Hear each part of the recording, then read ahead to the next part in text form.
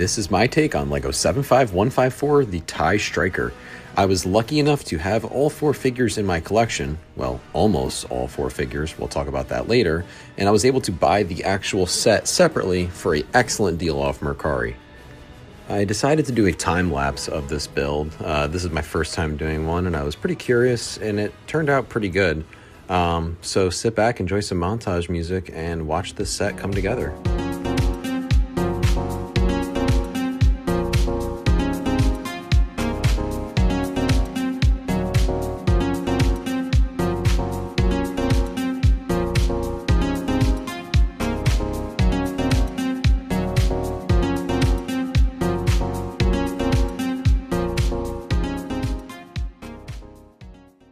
Wow, it's much larger than I thought, and we'll take a look at that later with another comparison.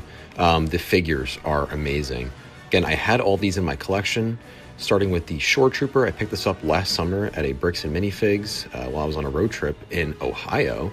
Awesome minifigure, love the detail on that. This guy is an Imperial Grounds Crew member who, I guess, flags the ship, lets it know when it's time to take off. We have the TIE Striker pilot, awesome figure. And this Rebel Trooper, I had the torso, I had the legs in my collection, but that head and helmet are the incorrect ones.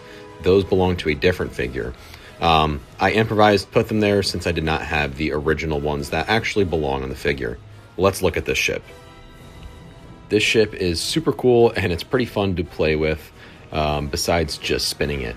So taking a look here, we have a pretty sizable cockpit area. However, it only seats one figure, as we'll see when I open it up. I was expecting it to seat much more. The wings are massive, much larger than any TIE variant I currently own. The cockpit opens up in the front as well as the top here to allow you to put a pilot in. The back opens up, not for a figure, but for accessories to be placed in. The wings can get lowered and they can get snapped back up into position quite easily. Here I'm going to place that pilot in. Pretty easy when you can access it from the front and the top. I always like that on our TIE designs. Now it's time to take off. The wings snap up and the ship flies away. It can be grabbed easily by the wings, which is awesome. It's a super stable ship. It swooshes around quite nice. As a standard, spring-loaded shooters are placed underneath this TIE. Now the size comparison. I'm comparing this to the Inquisitor Scythe that was released a few years back. This ship is actually longer than that, which blows me away. An awesome minifig lineup and an awesome ship. Overall, such a cool set from the Rogue One movie. I was glad to pick it up.